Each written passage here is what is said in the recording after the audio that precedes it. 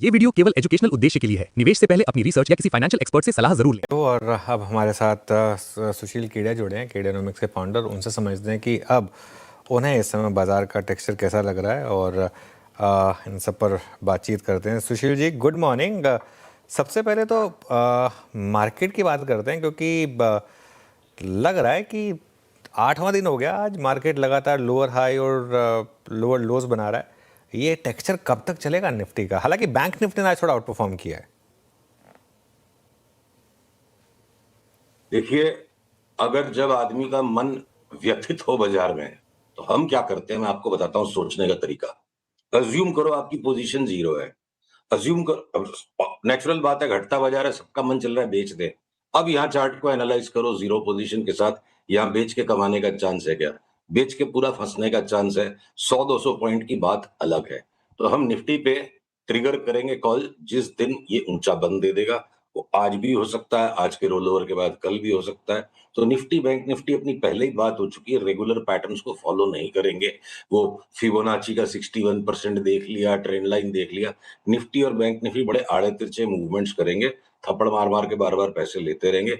मलाई मोटा पैसा स्टॉक्स में है, अलग अलग सेक्टर्स में है। निफ्टी भी कोई यहाँ से ज्यादा घटना नहीं चाहिए। और अनुज, इन पासिंग बता दूं, मैं आपको पहले जो चार्ट दिखाने वाला था वो नेक्स्ट वीक दिखाऊंगा। हमने कॉस्पी, ताइवान, हांगसेंग के साथ रेशियो चार्ट्स प्लॉट किए निफ्टी के रिलेटिव परफॉर्मेंस। तो मुझे कहने में कोई संकोच नहीं है, 2 साल के पर्सपेक्टिव में कॉस्पी के सामने निफ्टी 50% आउट परफॉर्म कर जाए। कभी किसी ने सोचा था कि कॉस्पी के सामने निफ्टी इस कदर अंडर परफॉर्म कर जाएगी लास्ट 1 साल में? तो देखिए इसका क्या रैशनल हो सकता है। रेस के मैदान में दौड़ने वाले कुछ घोड़ों को पीछे रख लिया जाता है, जिससे कि उन पे दांव इतना कमजोर लगे, जो गोरे की इतनी सेलिंग होती जा रही है। हो सकता है एक नई भगदड़ मच जाए यहाँ। 25% कॉस्पी डाउन, 25% निफ्टी अप अगले 2 साल में बिल्कुल पॉसिबल है। मैं 2 साल सावधानी के लिए कह रहा हूँ। और एक बात, अगर ये बाकी सारे ग्लोबल मार्केट टॉप ही लग रहे हैं, डॉलर इंडेक्स बढ़ जाएगी लग रहा है, और ये लग रहा है सारे वर्ल्ड के मार्केट नीचे आ जाएंगे। अपनी जब 26,000 निफ्टी फर्स्ट टाइम आई थी, तो बात हुई थी भारत में पीपी वाटर बॉल्स वाली सिचुएशन हो गई है। वो एस&पी पे भी बन रही है। जीरो रेवेन्यू वाली कंपनियां 10-10 बिलियन डॉलर के वैल्यूएशन पे आईपीओ लाने की तैयारी में लगी हैं। तो वो टॉप आउट हो रहा है, पीपी वाटर बॉल्स वहां बन रहा है। अगले महीने 2 महीने में जब तक वहां पीपी वाटर बॉल्स बने, ये ग्लोबल तेजी का जो फिनाले है, इसका शो स्टॉपर निफ्टी बन जाए और यहां से अगले 1.5-2 महीने में निफ्टी कोई बड़ा आउट परफॉर्मेंस दे दे, ये बिल्कुल संभव है। हम सबको अपनी सीमित बुद्धि से ऊपर उठ के बाजार के साथ चलना पड़ेगा। अपनी बुद्धि के ऊपर में जोर लगाते रहेंगे, टाइम पे सौदा बिगड़ जाएगा। नहीं, लेकिन दिक्कत क्या है कि सुशील जी, क्योंकि देखिए सारी वर्ल्ड मार्केट आप देखिए, नैस्डैक, डाउ इतना आउट परफॉर्म कर रहे हैं, बाकी सारी मार्केट इतना अच्छा चल रही हैं, और यहाँ पे चार्ट तो नहीं बता रहे हैं कि इंडियन मार्केट में हल्की सी भी स्ट्रेंथ है, और आप इतना पॉजिटिव व्यू ले रहे हैं। देखिए, जो हो चुका जो हो चुका उस पास्ट से निकल के आपको आने वाले फ्यूचर पे दांव लगाना, स्टॉक मार्केट उसी को पैसा देता है। तो जो आप बता रहे हो वो तो हो चुका है, और आने वाले समय में मैं दांव किस बेसिस पर लगा रहा हूं? अगर निफ्टी को यहां से भी घटते ही जाना है, तो मुझे 150 ऐसे स्टॉक्स तो दिखने चाहिए ना, जिनके अंदर में शॉर्ट करके 20-25%, 10-12% कमाने की जगह है। बहुत सिलेक्टिवली बीच बीच में थोड़े थोड़े शॉर्ट्स आते हैं। अब टाइटन शॉर्ट किया, कल उसका short cell signal square of हो गया। अगर आपने हेल्थ केयर के स्टॉक्स को शॉर्ट किया, सबके अंदर में इंटरिम टेक प्रॉफिट आ गया। तो ये बीच बीच में जो शॉर्ट्स की भी जो रैली स्टार्ट होने वाली, बॉस्क ने इतना करेक्शन दे दिया, अब यहां से वापस 25% नया बढ़ने की बाई का सिग्नल आ गया। तो इंडिविजुअल स्टॉक्स की चार्ट्स और निफ्टी की चार्ट टुगेदर एडअप नहीं करेगी। अगर मैं निफ्टी की चार्ट को नहीं देखूं और स्टॉक्स की चार्ट क्लैरिटी दे रही है, हम अभी उस पर दाव लगाएंगे जब निफ्टी में रिवर्सल आ जाएगा। आपकी बात बिल्कुल ठीक है कि दिख नहीं रहा है चार्ट पे, इसीलिए भी हम निफ्टी पे दाव नहीं लगाएंगे। तो 2 दिन ऊपर बंद आते सबका दिखना चेंज हो जाएगा। चलिए, अब फिर स्टॉक स्पेसिफिक बात करते हैं। बीएससी, ये करेक्शन पूरी हुई क्या, और यहाँ से अब क्या व्यू रहेगा आपका स्टॉक पर? तो हमने 1975 तक जाने की नीचे जगह की बात की थी, पर उसके पहले ही इसने अपनी डाउन ट्रेंड लाइन को तोड़ दिया है। अभी भी 1975 को रूल आउट नहीं कर सकता। कभी अचानक मार्केट में बॉक्सिंग मैच आ गया, 100 रुपए की जगह रखिए। तो आधा माल हमने लेने के लिए अपने निवेशकों को सलाह कल ही दे दी, और जब 2300 आपसे हमारी बात हुई थी वो क्रॉस होगा, उसके बाद आप चाहे लिवरेज पोजीशन लो, पर अब संभावना बनती है 100-200 रुपए की जगह रख के बात करनी चाहिए। मैंने पिछली बार आपको दबी जबान में कहा था बीएसई का अगला पड़ाव 3500 होगा। मुझे लगता है 4200 भी हो जाए तो बड़ी बात नहीं है, पर हाथी को टुकड़े से फॉर्क एंड नाइफ के साथ टुकड़े टुकड़े करके खाएंगे। बीएसई में बहुत बड़ी तेजी दोबारा बनेगी। The best is yet to come. इसके अलावा और कौन सी बड़ी कॉल्स हैं आपकी इस समय? पहले बड़े स्टॉक्स की बात करते हैं, उसके बाद थोड़े से मिड कैप की बात करेंगे। तो देखिए ट्रेंड जिसका जिसका ऐसा रंग ढंग पहले एक टाइम पे बन गया था कि किसी को बोलो मुनाफा वसूल कर लो तो बड़ी अजीब नजरों से देखता था, और अब ट्रेंड का नाम किसी की जबान पे नहीं और उसे चुपके से बाई सिग्नल दे दिया। तो हमारे यहाँ पे ऑलरेडी ये रिकमेंडेशन हो चुका है कि ट्रेंड का अगला पड़ाव 9000 सोच के चलते हैं, टुकड़े टुकड़े में काम करना है उसको भी, और क्या पता 9000 के बाद भी रिवीजन आ जाए 13-14 हजार की। तो मैं ये निफ्टी के प्रपंच में पढ़ूं इसी वक्त, तब ट्रेंड जैसा stock, high quality company, high quality stock जिसपे फंडामेंटल टेक्निकल हर तरह की दीवानगी पहले हो चुकी है, मुझे लगता है वो दौर लौट के आएगा और पिछली बार से भी ज्यादा बड़ा सैलाब बन सकता है। तो ट्रेंड में फिलहाल बाई है, स्टॉप लॉस रखना होगा। एक और देखिए मल्टी बैगर की कैटेगरी में स्टॉक है, रेलवेज के सारे स्टॉक्स पर हम एक्सट्रीमली बुलिश है। देखिए शिप बिल्डिंग और ये डिफेंस में कैसे बड़े बड़े ऑर्डर्स आने लग गए, वही रेलवेज में होने वाला है, सबकी चार्ट बता रही है। तो रेलवेज में एक ऐसा स्टॉक है फॉलन एंजल जिसे मैं कहूंगा 2020 से लेके 2023 तक इसमें 20 बैगर की मूव आ गई, और फिर वो इन्वेंट्री की अकाउंटिंग में इश्यू हो गया, और स्टॉक टंबल कर गया बिल्कुल ऊपर से 50%। जिसके बाद मैं पीसीआर से अनुरोध करूंगा चार्ट दिखाएं, हमारी विशेषता चार्ट है तो हम चार्ट के साथ बात करेंगे। आरके फोर्जिंग्स की जो चार्ट आपको मैं दिखा रहा हूं, लॉग स्केल चार्ट है, क्योंकि इतनी बड़ी मूवमेंट को लॉग स्केल में ही आप कैप्चर कर सकते हो।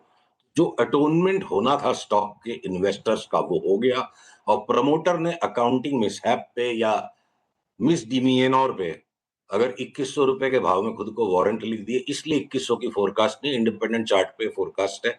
और आरके फोर्जिंग्स में बाई ट्रिगर हो चुका है, स्टॉप लॉसेस के साथ काम करना है। 2100 की यात्रा में कई बार बीच बीच में टेक प्रॉफिट आएंगे। साल भर का कोई व्यू ले तो लौट के बुद्धू घर पे आएंगे, ऐसी ये चार्ट दिखती है। ओके, एक स्पेस जहां सबसे ज्यादा पैसा बनाया वो है ऑटोज। यहां पर अब आपकी क्या बड़ी ट्रेड्स होंगी सुशील जी? तो देखिए जब बहुत सरल बाजार होता है, गधा घोड़ा सारे भागते हैं, सारे सेक्टर सारे स्टॉक भागते हैं, कोई भी पैसा कमा लेता है। फिर जब थोड़ा सा मार्केट सिलेक्शन करता है बॉयज टू मैन, तो इंडिविजुअल सेक्टर्स के रोटेशन आते हैं, और जब मार्केट सीवियर सिलेक्शन पे आ जाता है तो विद इन सेक्टर्स भी रोटेशंस होते हैं। तो ऑटोज के अंदर में मारुति का क्लियर कट कल शॉर्ट सेल सिग्नल ट्रिगर हो गया। किसी भी रिकमेंडेशन का मतलब या एनालिसिस का मतलब ये नहीं कि स्टॉप लॉस नहीं हो तो रखना ही पड़ेगा। मारुति में शॉर्ट सेल ट्रिगर हो गया, 15-17% एक बार घट जाए यहाँ से, और वहीं पे आपके टाटा मोटर्स और बजाज ऑटो में फ्रेश बाइज है। हाँ, तो आपके अगर हीरो मोटो को आप घटने को ही तैयार नहीं है, वो कभी भी रेंज ब्रेकआउट दे देगा।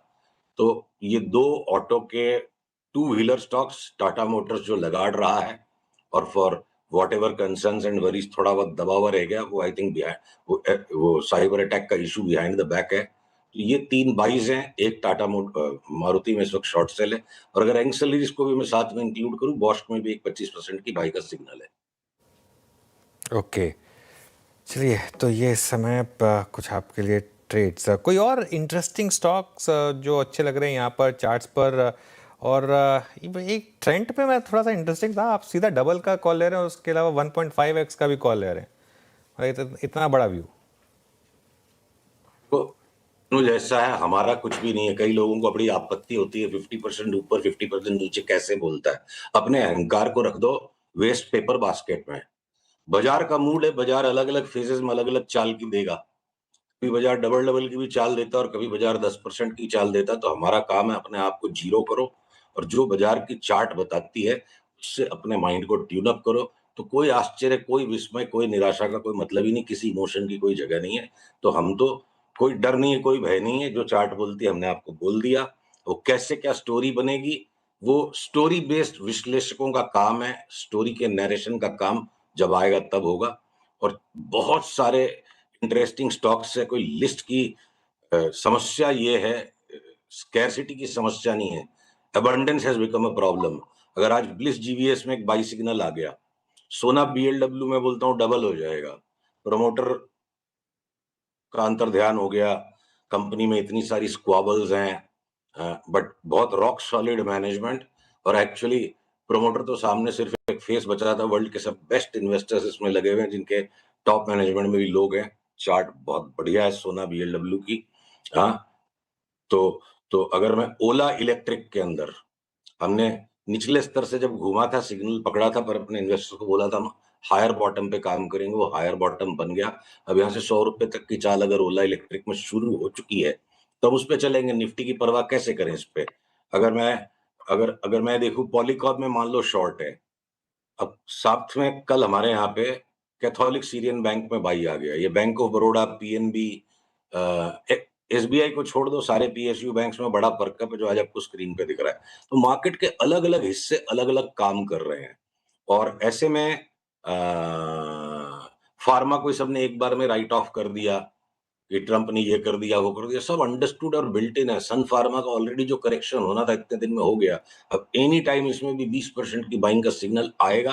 अब नेक्स्ट वीक उसको बात करेंगे।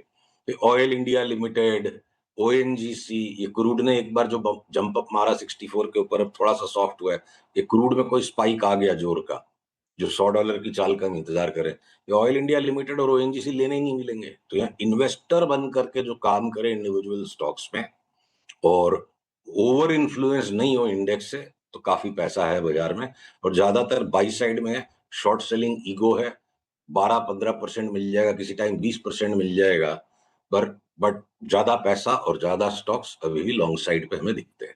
ऑल राइट, शुक्रिया सुशील जी। तो काफ़ी स्टॉक्स पर बात हुई, थैंक यू सो मच आज हमारे साथ जुड़ने के लिए, और अगले मंगलवार फिर बात करेंगे आपसे।